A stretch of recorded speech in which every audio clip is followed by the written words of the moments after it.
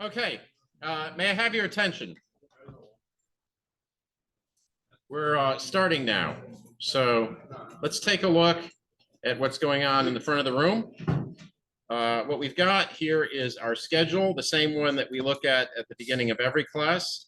You'll see that today we are scheduled to talk about recursion. And I'm actually kind of excited to talk to you. I'm always kind of excited when we get to recursion because up until this point, most of what we're doing is about Java, right? Up until this point in the course, we're focusing on Java syntax, Java semantics, Java constructs, Java, right? And that's great and all. You need to have that. But what we want to get to is what we're going to start on today, and that's recursion. And what makes recursion different, right, is it's not so much about the language. Yes, you need a language to implement recursion, but recursion transcends the language. It's more about finally learning algorithms and how to make things work rather than just nuts and bolts, right? It's like up until now, right, you've been learning the parts of an engine, and you're going to finally start to understand how engines work. And I mean, we get a little bit of that, right? We have up until now, but recursion is something that takes you to another level. So I'm kind of excited about that. But I suppose you're all going to want something boring first, like I go over the test. Yes. All right. Okay. So before I go over the test, let me just point out again what I said in my email, right? So we have three tests. We have this test that you just had, you have a midterm, and then you have another one. And of those three, I typically drop the lowest, okay? And assuming that we get to at least 12 quizzes, which I expect we will, I will drop the lowest three. So you've taken 3 quizzes and 1 test right now. In principle, everything that you've done could get dropped. If you know, it's not too late to turn your lives around. The lock-in is not there. However, you've used up your safeties if you're not doing well. And my observation is that students who are not doing well by this point don't ever do things differently, right? Now, maybe you will, maybe you'll be different in the trend, but my observation from doing this for many years is that students who get to this point and they're failing on everything usually doggedly go through the course at getting failures on everything else. And I'm just suggesting that maybe you don't want to do that. Maybe you need to figure out something different to do, if that's you. Okay. All right, let's take a look at the test. All right. So we're looking at my YAML version of it, and we have the my array list, and we're looking for the lines that have errors, and there are 4. So line 0 has got the problem with the logical size 1. We did an example in class where that was the problem. You remember that? Yeah, so okay, so that's clearly the wrong thing to do. It should have been 0. If you look at line 3,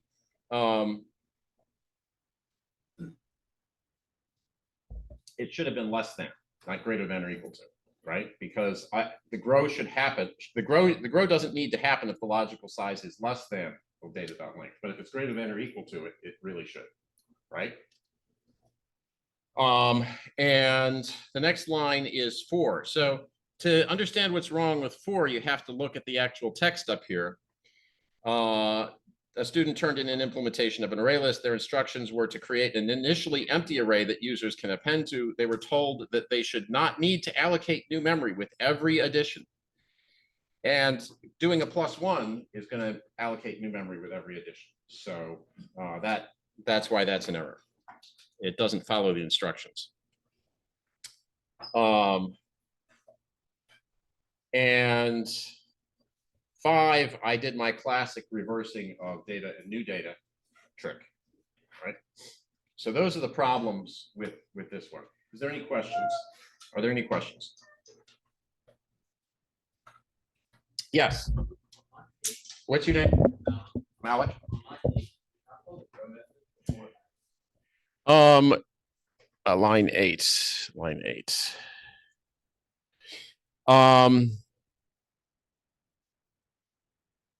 Yes, it should definitely do that. I don't know why I didn't flag that one. Yes, good point. I'm gonna. So the nice thing about this thing being automatic is I can go back and change that. But you're right. That should have been there. All right. So here's a bunch of true and falses. I think these are all the same as you've seen before. So an array list whose size method returns 10 uses the same storage as an array with length of 10. That's false. An array list add method only sometimes allocates more physical space. That's true. Array list integer is a valid Java type. It is. Array list string is a valid Java type. It is. Array list int is a valid Java type. It is not. And then there's the three toString methods, and only the array list looks nice. Any questions? All right. Okay.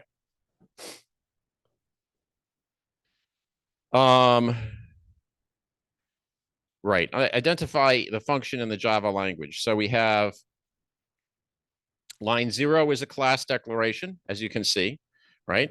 Line 1 is a static field declaration. It's a final static field. It's a constant. That's why it's all in caps.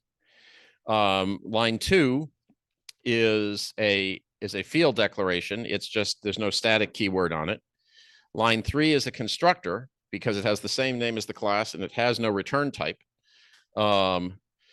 The next line, line 4, is a method declaration because while it has the same name as the class name, it has a return type, and that return type is void. Number 5 is a static method declaration. It is the most important static. It is one of the most important static methods that you can define in a class in Java.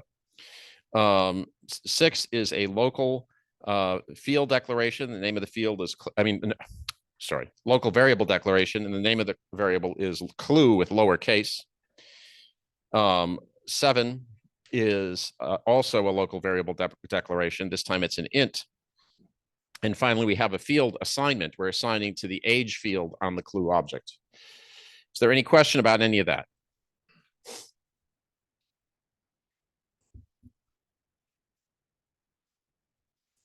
All right.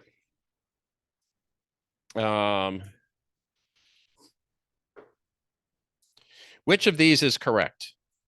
So there's a whole bunch of these things. And the thing that you're looking for, right? You got to look for all the pieces. So there is new. There is the name of the interface. There's the parentheses for the constructor. There's the open curly brackets. Public methods must always be public. So this has got to be public. Or interface methods must always be public. So this is public. And then finally, we have the implementation. Okay. And so I just sort of left things out at random from all of these. Like this one doesn't have the run, the keyword new, and this one doesn't have the parentheses for the constructor. And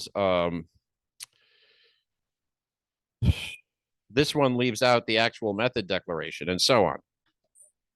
So that just shows you each one is, I just sort of picked something to take out and left it as it is. And they all kind of look the same, right? So what you need to do with those is you need to go down that list and you have to see what's different between each line and figure out which one is the best. Are there any questions on that one? All right.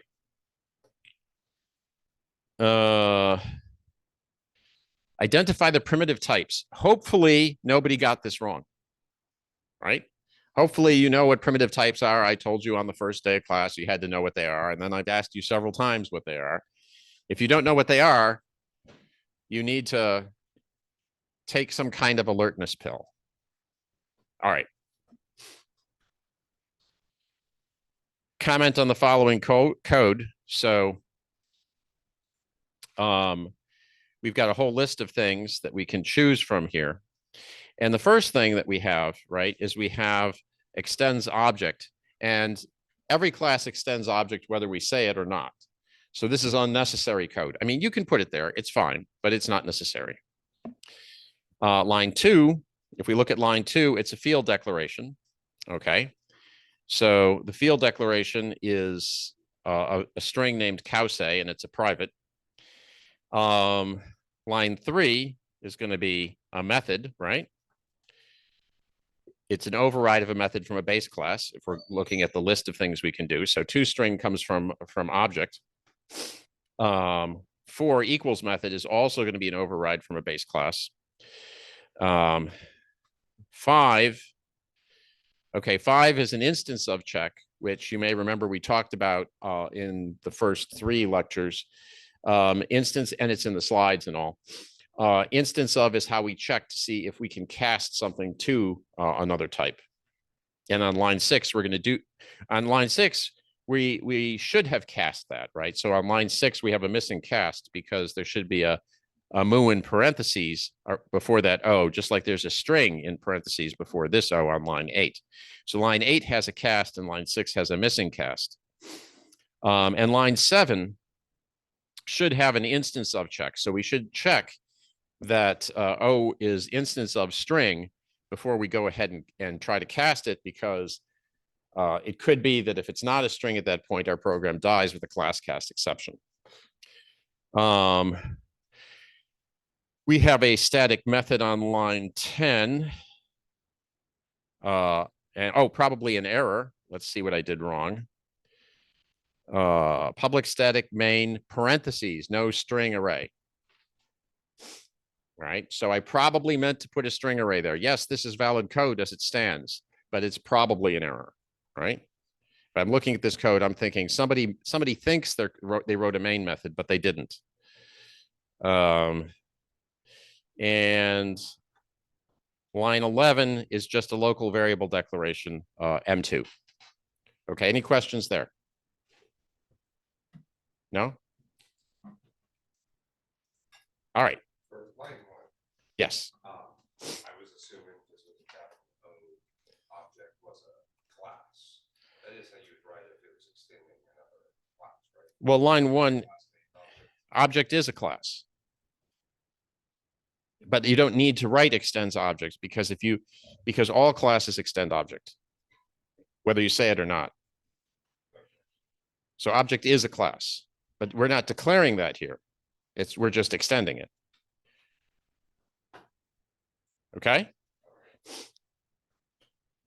The class being declared is mu. All right. An equals method. So this is, again, from the beginning of the class, and I think I've showed you a question. I think this was on the example.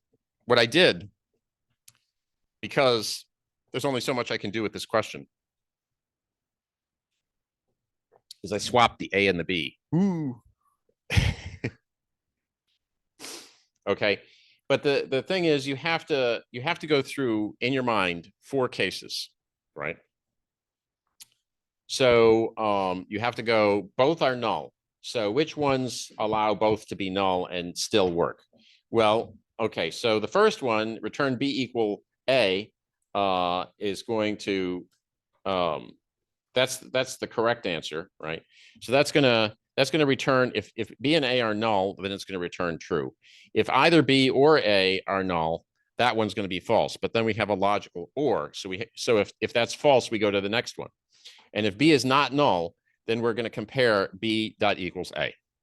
Right now, if A happens to be null, the dot equals method should catch that. And so that's the one that works. But all the rest of them are going to fail in some way. So the next one, for example, compares B and A, and it catches the correctly when both are null. But when B is null and A is not, it fails because it's going to throw a null pointer exception. And the next one, of course, fails for the same reason, and it fails much more easily. If B is null, it's going to throw a null pointer exception. And the next one, if B is not null and B equals A, that's fine, except when B equals A, this isn't going to work. If B equals A equals, and both are null, that's not going to work, right? So all down the line, at least one of those 4 cases is going to fail, except for one of these answers. And the point is, you should know which one is the right one. Right? You should be able to do that. Any questions? Drew. The last one, let's see, return B equals null and A equals null. So if both A and B are null, then that will return false. If one of them or both of them are not null, then we go to the next clause. And in the next clause, if B is null and A is not, it fails because it throws a null pointer exception, just like the other one. You see that? All right. Any other questions? Yes, Serene. 4. This one? Okay, so on this one, if A and B are both null, this is going to fail. It's not going to say that they're equal. Next question. Is there any other questions? You just have to walk down the 4 choices, right? There's only 4. You have to try every single one of them. You can't intuit this, right?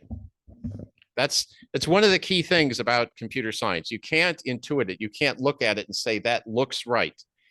There are, as I've described this problem, there are 4 cases to consider. A is null, A is null or not, B is null or not, right? Those give you 4 cases. You have to try them all or you're going to miss something because your brain just doesn't naturally work that way. Okay, any other questions? All right. What is the output of the following code? I shouldn't need to tell you this because you all have computers, right? So I shouldn't need to tell you the answer to this kind of question. You should just be able to run it. What you should be able to do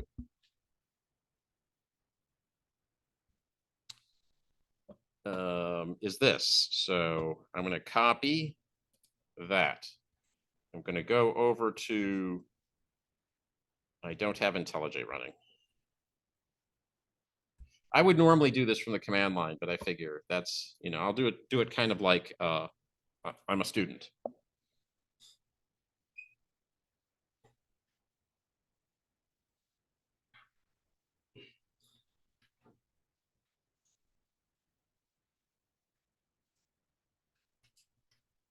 This will take just a minute to open.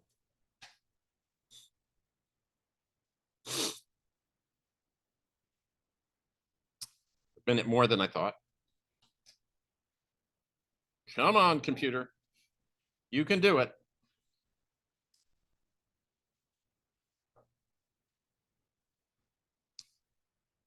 While that's cooking, let's see what else I have here. Positron, warp. Oh, okay. All right. So let's go back to this. All right. I'm going to go up here.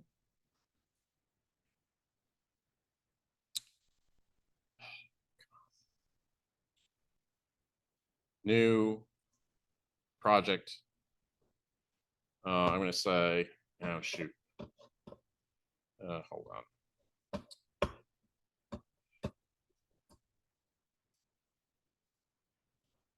I have to fight with this just a minute because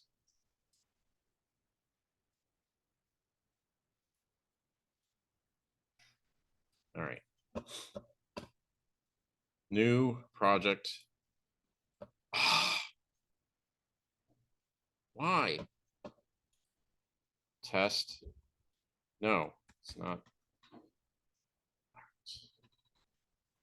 Test.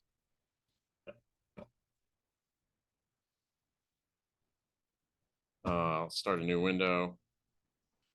Okay, so in my source directory, what was the name of my class that I was working on? It was foo. It was foo. All right. So I'm going to go back to here. I'm going to go to my source directory. I'm going to say new Java class, foo. I'm going to replace that with the paste. And now, I thought I moved that down far enough. I have to go to the configurations. I'm going to edit configurations. Add new run configuration application. I'm going to select my main class, which is going to be foo. Say okay. Maybe I want to enable assertions. Not that I have any, but just because I'm going to put that in and apply. Okay. Now, oh, and I didn't name it, but whatever. I'll hit run.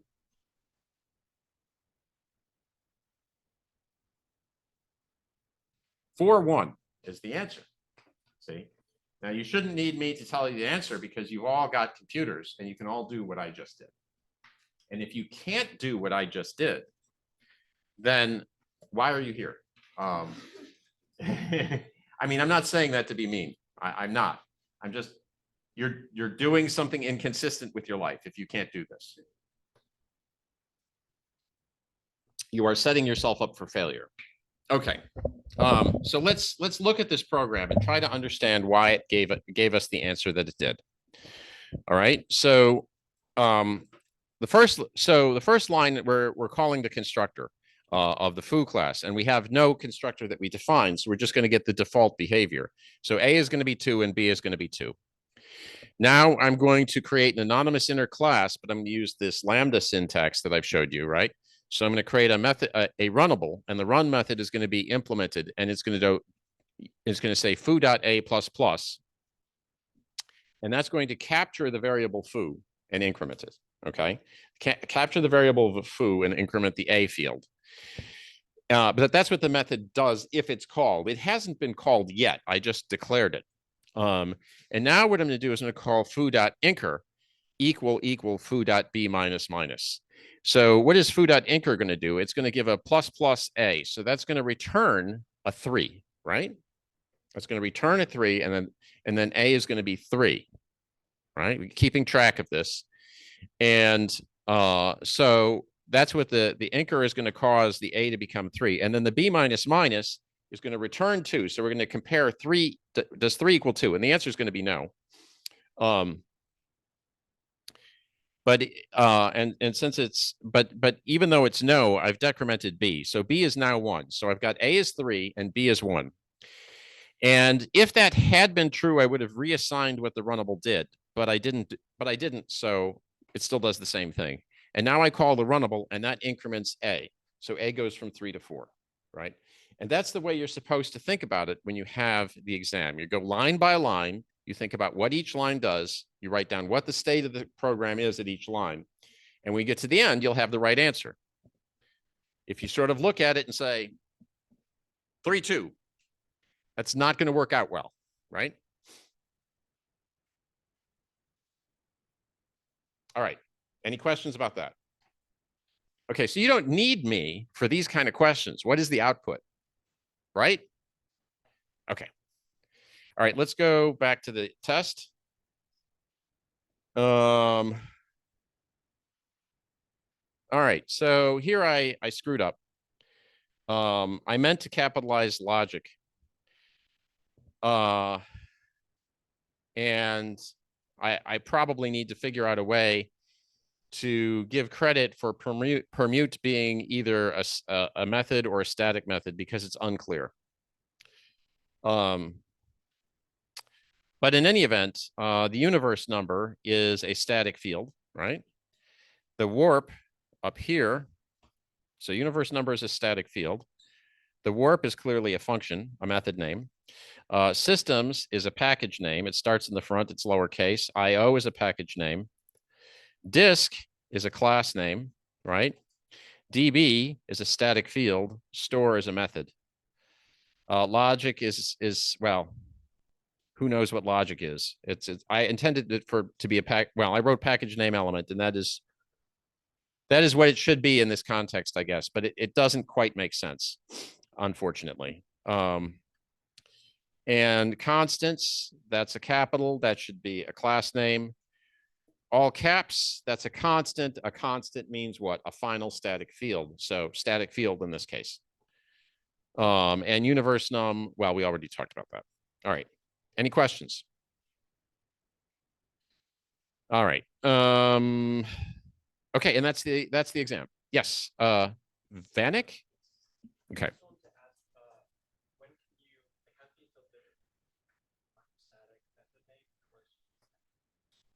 There isn't a way to tell a difference between a final static method. Final, unless you see the declaration and see the word final there. And the meaning of final on a method is different. I don't know, I can't remember if we've talked about it. Final means that you can't change. A final method is a method you can't change when you override the class. It's a useful hint to the compiler for optimization purposes if it is final.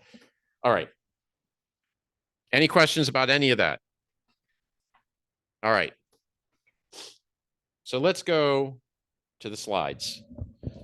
Didn't already pull up my version, so I'll just go here and click on recursion. And we'll do slideshow. All right. So recursion is a powerful technique for solving hard problems. And even if you get to the graduate school level, you're still going to be finding new and groovy uses for recursion. So the way recursion works, right, is it's deceptively simple. We figure out how to solve a problem for one case, say n equals 0 or n equal 1. And then we figure out how to write the solution in terms of one less, right? So if I want to know the solution for n, I can write it in terms of the solution for n minus 1. And then you're done, right? So classic example, Fibonacci, is you can't, as a computer scientist, you can't see the Fibonacci function too many times. It will probably show up in almost every class you take. Because it's got a lot of nice properties for the purpose of teaching, right? It's simple to write. It's got recursion. If you want to keep your processor busy for arbitrary amounts of time, it's great because it's computationally expensive. Anyway, so this is what it looks like. So we have public class fib. We have public static int fib. And what this method is going to do is if n is less than 2, it's going to return n. So remember, I told you the first thing is to solve for some base case like n equals 0 or n equal 1. For Fibonacci, I know that the first two Fibonacci numbers are the same as n. They're 0 and 1, right? And I need the first two because what I'm going to do with my recursion, I'm going to say that the Fibonacci n number is the sum of the previous two numbers. So I'm going to call Fibonacci with n minus 1 and add it to Fibonacci n minus 2. And that's going to give me the answer. Now, if I call this with Fibonacci 5, what is this going to do? Well, this first statement isn't going to happen, but the second statement is going to call Fibonacci 4 and Fibonacci 3. And when I call Fibonacci 4, that in turn is going to call Fibonacci 3 and Fibonacci 2. And when I call each of those Fibonacci 3s, they're going to call Fibonacci 2 and Fibonacci 1. Well, guess what? When I get to Fibonacci 1, I stop calling myself and I can bail out with this if n equal 2 thing. Okay, so I write this code as simple as this, and this is sort of literally writing. You know, the first two numbers are 0 and 1, and the rest of the sum, the rest are the sum of the previous two. You can just sort of read that from the code. All right. Now that may not be terribly impressive to you because you know it's such a simple example of recursion, but you can do amazing things with it. Oh, by the way, you can solve this problem like instantly if you use floating point numbers. You could calculate Fibonacci almost instantly if you use floating point numbers. I don't remember if I have it in the slides or not. Let's see if I do. I don't have it right here, but there is a formula that you can, it's something like, and it uses the golden ratio. So it's like 1 plus square root of 5 over 2 to the nth power minus 1 plus 5 square root of 2 to the minus nth power, the whole thing divided by 5i, where I is the imaginary number. And you put that in, and it figures out the exact Fibonacci number to any number you put in, it instantly calculates it. Anyway, so one of the most amazing examples of recursion is sort of a one-off problem. It's not like something you're likely to see every day, but it's really cool, is the Towers of Hanoi, right? So the Towers of Hanoi is this game that you play, And the goal is you move all the disks from one peg to the other. So I want to move this whole stack. I want to move this whole stack from here to here. And the rules are I can only move one disk at a time. And I have to keep a smaller disk on top of a bigger disk. And the solution looks like this. And I copied a picture from somewhere on the internet. And the way we solve this problem is we know how to move one disk, right? If I told you, if instead of moving a whole tower, if my Towers of Hanoi game only had one disk, right? We would all know how to solve that. We just move it from one peg to the other peg. Easy. So if one for one, we know how to do it. Okay. Do we know how to do it in terms of one less? And the answer is we do. So here's the way you think of the problem. So first, I start with the whole pile, and I say I move all the disks except the last one. I move all the disks except the last one to the next peg. Then I move the last disk to the last peg, and then I take all the disks on the center peg and I move them to the last peg. And now I've solved the whole problem. And you're thinking, what? No, you haven't. You just sort of said the same thing again in a different way. But I really, actually, this is a complete solution to the problem. All right. Let's see what's on my next slide. Okay, so let me find my code.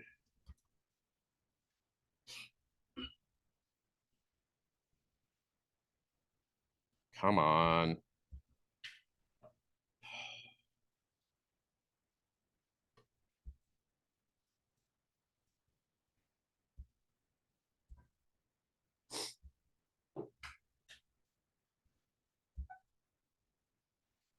Okay, so let's take a look at this code.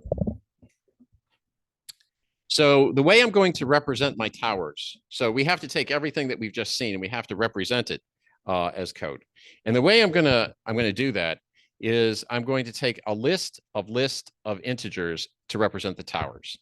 Now, what am I thinking of there? Well, the outer list, right, is going to be the list of the pegs. So the first list is going to be 0, 1, 2, and that's going to be the pegs. The second list is going to enumerate the disks on the peg. Okay, so it's a list of lists.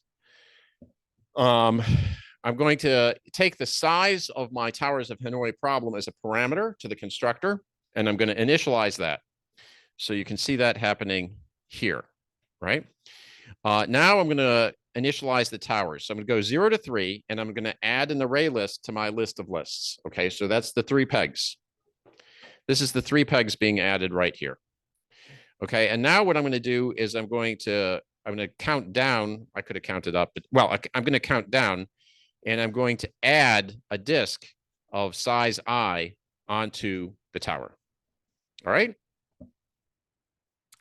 So this sets up this constructor here with these lines. That sets up my game board. And if you can understand that, then the rest of it's going to make sense. Any questions? Yes, Vanek. Yeah, so the first loop, I am creating the 3 towers, right? My array of arrays, the outer array list is the list of towers. So I'm going to create 3 empty array lists. That represents 3 empty pegs. And on the next one, what I'm going to do is I'm going to go to tower 0, and I'm going to add whatever this number is, 5, 4, 3, 2, 1, 0, right? I'm going to add those pegs on there in the correct order. So I got the big one on the bottom. Make sense? All right. Now, this is how I'm going to move a peg. Okay, I would say I have a from and a to, and that's going to be the peg number that I'm moving from and to. So I'm going to get the last element from the peg that I'm moving from, right? So towers.getFrom.size -1. That's the last element on there. I'm going to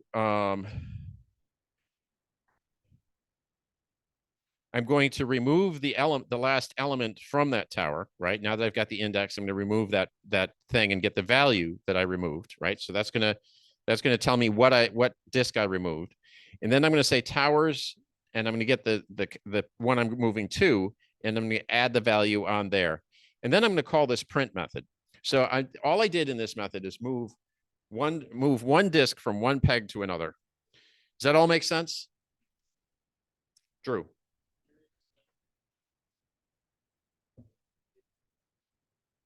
Yeah, so what I'm doing, right, with the get is going to get the peg object for me, right? And I want to get the peg that I'm moving from and the peg that I'm moving to, right? And when I get the peg that I'm moving from, I want to find the index of the last disk and remove it, because that's what I'm doing. I'm taking the disk off the peg. And then I'm going to find the peg I'm moving to, and I'm going to call add on that because I'm putting the disk on that one, right? Yes, JJ. So from is going to be like from is going to be like the one you're taking from the array list. Yeah, the array list. Well, the outer array list are the same as the pegs in the Towers of Hanoi game. It's a one-to-one concept mapping. So it's the peg I'm taking it from and the peg I'm moving it to. Okay. And the pegs are 0, 1, 2. All right, let's go down and look at the print method briefly. The print method, I love line 34. Print \033 left square bracket H left square bracket 033 left square bracket 2J. What does that do? Well, if you're using a terminal, that clears the screen and moves the cursor to the top left. It's a magic escape sequence. When I was a student, when I was first learning how to program on the machines, nobody had graphics on their terminals. You just had, text. And there were all these escape sequences that everybody used to do like ASCII graphics kind of things. And each terminal had different ones that you could pick. And the terminals that we had in our office had a magic escape sequence that if the terminal saw it, it would go into permanent self-test mode. So this whole screen would go blank. It would put the word test in the upper left-hand corner, and it would stay that way until you powered the terminal off. And so the great practical joke, right, was to send somebody an email and put that sequence in the subject line. So when they go to look at their email, it locks up their terminal. Isn't that funny? Yeah, okay. All right, so what we're going to do, right, is we're going to go through the list of pegs. There's just 3, and we're going to print the peg number, and then we're going to print what's on the peg. Now, because array list has a nice print method on it, we'll see all the disks on that peg, and so we'll get a nice graphical representation. And then because this would go too fast if I didn't slow it down, because computers are fast, I put it asleep for 200 milliseconds. And that's how our print method looks. Now, let's look at the really interesting method, move n. So this is going to move n pegs. Now, the first thing that has to happen in any recursive method is we have to have a bailout method. We have to have a way to escape from the recursion. If we don't have that, we're going to have infinite recursion, and our program will die in an unpleasant way.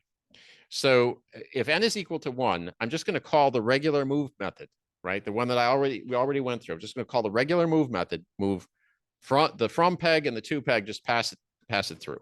Okay. In this one, you have from and to and the number. But if the number is 1, I'm just going to call that other method that I already wrote that I know how to move one disk. So that's fine. Now, remember that picture I showed you, what I want to do, right? I want to first move n-1 pegs, n-1 disks. Then I want to move the last disk.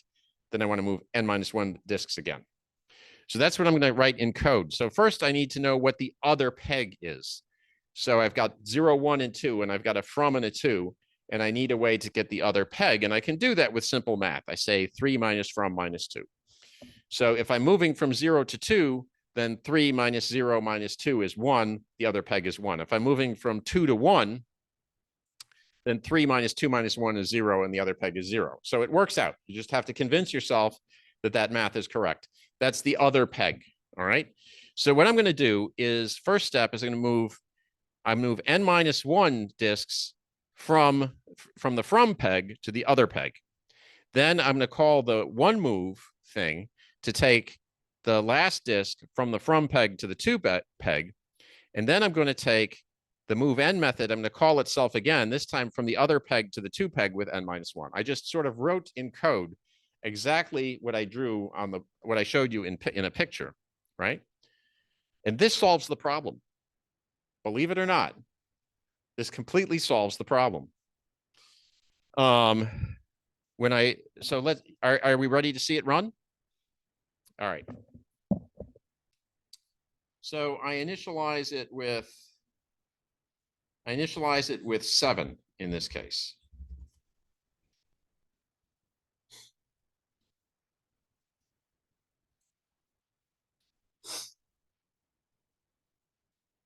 It's moving 1 disk at a time.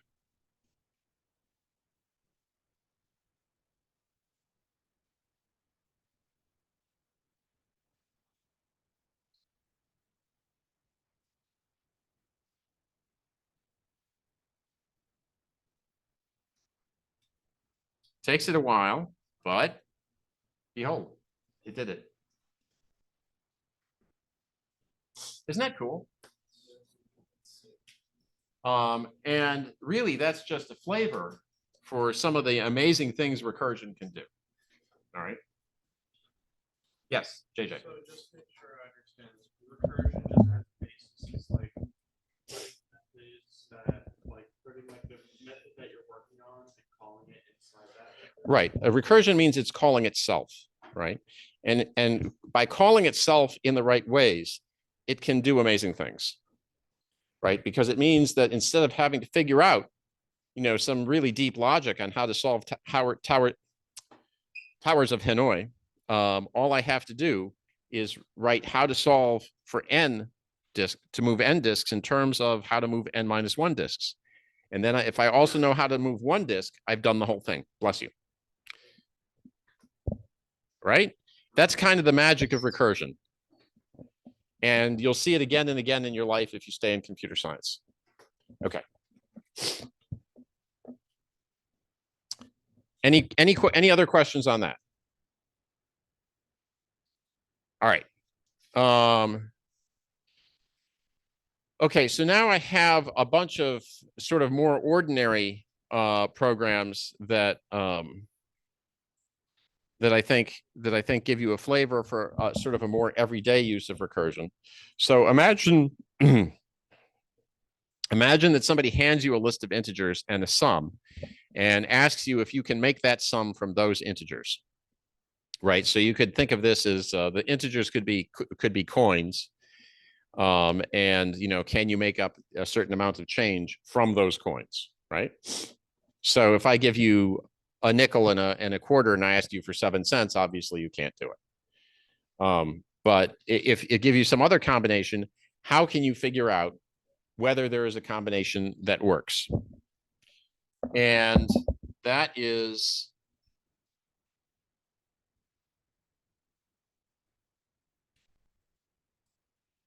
again easily solved with a recursion problem. And the way we're going to do it is the following. So here is my find group method, right? It's going to take my integer array list of values. Let's back up a minute. I have my main method where I start, and what I'm going to do is I'm going to call my find group, right? I'm going to find out if there's some subset of these integers that can add up to this one, and I'm going to check whether it's true and false. These are just tests I'm doing to see whether my code works, just very low level tests. And then on these last 2 lines, I'm just printing out the answers for n equal 0 to 25 or 0 to 24 for this particular combination of numbers. Now, all I do is I have 2 parameters. The first parameter is the list, and the second is the sum. But in order to do this problem, I need another variable to keep track of things. I want to keep track of my position in that list of integers as I'm making my progress through it. Okay, and to do that, what I do is I create this other function, this sort of helper function, which is the same as this is the original thing this is the thing that I want the user to call, but this is what I need internally. So I need a way to keep track of my index through the list, and I'm going to use a position variable to do that. I'm going to start with position 0. And the way this algorithm works is I'm going to walk through my list of integers. And at each step, I'm going to ask myself, do I want this integer or do I not want this integer? Right. And if I sort of tried to code this by brute force, this would be kind of tricky to make it work. And this would be much longer code than what you've written I've written here. But let me show you how this one works. So if the sum is 0, right? If I've gotten to the sum of 0, that means I'm done, right? I figured out a combination of things that I can use to get the answer that I want. And if you think about this, if I ask you what combination of these integers gives me 0, well, yes, the combination of none of them. That works, right?